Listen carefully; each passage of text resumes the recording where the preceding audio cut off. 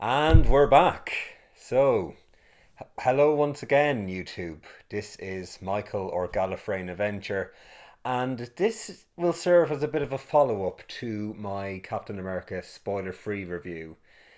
Because, well, it's been a couple of weeks later, and I'm sure most of you have seen the film already, so here's my spoiler filled review of Captain America Civil War. So yeah, I've analysed the film again, and to be honest, my opinions haven't really changed that much. But this video will allow me to go a little bit more in depth into the film because the spoiler-free review was so restrictive, as with a lot of spoiler-free reviews in some senses. But without further ado, let's carry on.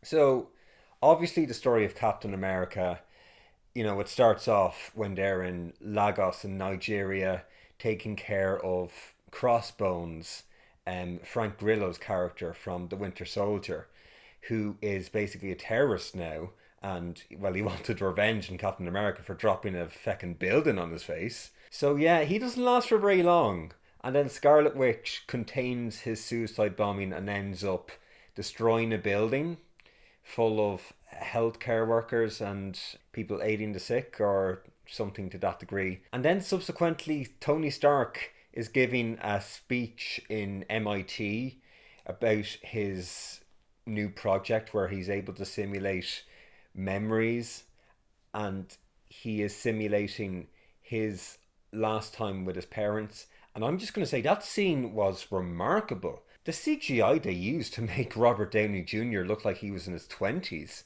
You'd swear that they copy and pasted Robert Downey Jr. from the 80s into that film. It was remarkable. It was really impressive. But yeah, after that, we find out that Pepper Potts has left him. And then this woman basically berates him about killing her son in Sokovia in the events of Age of Ultron. And that is the thing that causes him to have a change of perspective.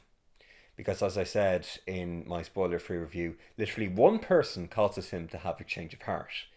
So, yeah, I mean, a handful of the Avengers have a meeting in, well, Stark Tower or the Avengers Tower, whatever you want to call it.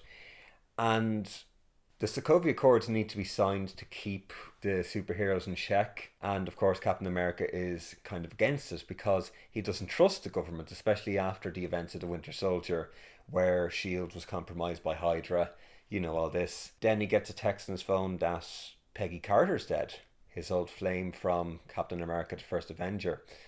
And then he finds out that Agent 13 is the niece of Peggy Carter. Kind of a bit sordid the way he now he finds out, oh, now that one Carter is dead, I'm going to have my way with the other. I mean, not quite as seedy as that, but, if you're a cynic like me, you know. After that, the UN tried to get these Sokovia Accords signed, and then Bucky is supposedly seen bombing the UN meeting, and that's when we see Black Panther the first time. Chadwick Boseman is Black Panther, and I'm sorry I didn't mention him in the spoiler for review. That's my bad. That is 100% my fault. I didn't mention Black Panther, but Black Panther in this film, like, I didn't know a thing about him. Yet this film establishes him from the ground up really well. It's not rushed. It's not dragged out. As I said in the spoiler-free review, they know the perfect amount of time to give to each character, and I mean the Russo brothers, they're just brilliant. They tie everything together brilliantly. Yeah, Black Panther obviously wants to go and kill Bucky because he's after killing his father, the former king of Wakanda, which is, well, it's in the comics. It's a fictional country, but it's an African country in which they have this ideology of the Black Panther, and now T'Challa, that's Black Panther's real name, dons the Black Panther suit, which is made of vibranium, so it's basically bulletproof. And yeah, he is sworn by vengeance to kill Bucky. But it's not his fault. He is brainwashed, as I said. This character, this villain called Zemo, he has gotten, as I said in the spoiler-free review, he's gotten trigger words to control Bucky to do his bidding. And basically, his master plan is to get the Avengers to oppose each other. And to a sense, he kind of achieved that with the airport scene, where, my God, once again, that was such a brilliant scene with all these characters. It's not gratuitous. You know all the motivations of these characters and why they are on their respective sides, and it makes sense, as opposed to just, oh, here's just a generic character, let's throw him in. Every character, even if we've seen him being introduced in this film, like Spider-Man or Black Panther, they are perfectly understandable. We get behind them completely. And yeah, Black Panther, such a cool character, and I'm really looking forward to the Black Panther film when it comes out. But let's move on to Spider-Man. Obviously, yeah, I said in my previous video, Tom Holland as Spider-Man nails it. He absolutely nails it. And I mean, the second that scene started, and you see the caption "Queens" on the screen, and Left Hand Free is playing in the background, everyone's just going, oh, oh, oh, oh. And then Peter Parker comes into the room. Tony Stark is there talking to Aunt May, who is played by Marissa Tomei, and my God, she is good looking. I swear to God, she is looking after herself. She's in her 50s, but in that film, she looked like she was in her mid 30s, early 40s. My God, she looked really attractive. And stay on target. But yeah, again, brilliant writing move. That was such a brilliant move for the writers, and it makes so much sense. Tony Stark meets Peter Parker and equips him with all this new tech. He gives him this new suit and this new advanced web shooter, and it makes sense because in all these other adaptations of Spider-Man, Peter Parker is a teenager. How is he going to get the money to get these web shooters? Well, particularly referring to the Amazing Spider-Man, because in Raimi's series he had the organic web shooters. But I digress. It makes so much sense. And again, that scene was brilliant. It's so great that Spider-Man has this wisecracking persona as he does in the comics. And they weren't quite able to nail it in the other adaptations of Spider-Man. I mean, I like the Raimi series, but you know, Tobey Maguire, he's too goofy. With the Mark Webb series with Andrew Garfield, I've nothing against Andrew Garfield, but the Amazing Spider-Man, it's okay, but the plot, it's ridiculous. And the Amazing Spider-Man 2, Jesus, give me strength. Spider-Man Homecoming, I am looking forward to that.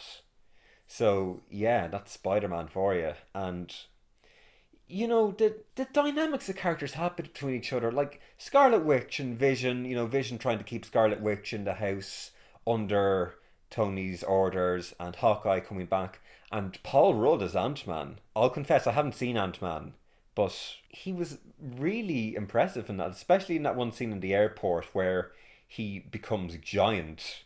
I mean, what more can I say? This film, the perfect balance of drama and humour, as I said previously, and everyone, well, Bucky and, well, Team Cap trying to go after Zemo, and they eventually find him, thinking that he is going to unlock the super soldiers, who apparently Howard Stark, before he died, he was trying to deliver IVs containing the super serum that was used on Captain America. And we find out the fate of Howard Stark and his wife, well, Mr. and Mrs. Stark, Tony's parents. Bucky kills them.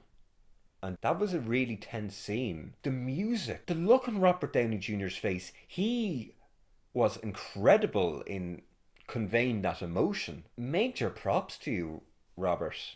That scene, like, it was really dramatic and it worked. And just when Tony Stark realizes what the true motives of Steve and Bucky are, Zemo displays the CCTV tape of his parents being murdered by Bucky.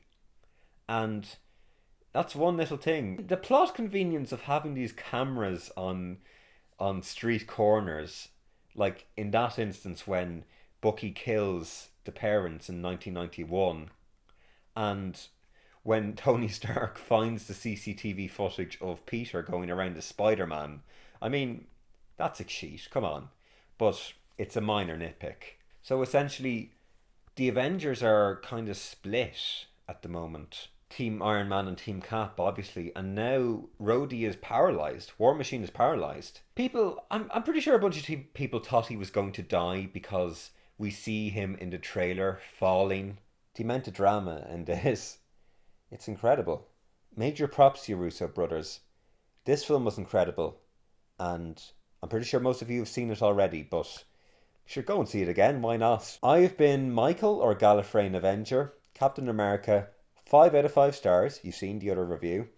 And yeah, until next time, I'll see you soon. And this is a bit of a shameless plug, but I am promoting my final year radio documentary. It is called Spectrum Stigma. It will be available on SoundCloud in June.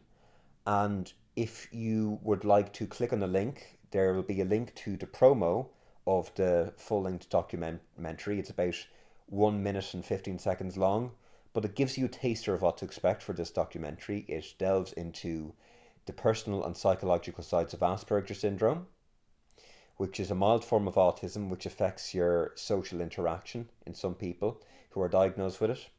And it was a labour of love for me. Be sure to check it out. Thank you for watching. This has been Michael, or GallifreyanAvenger once again. And until next time, see you soon. Take care.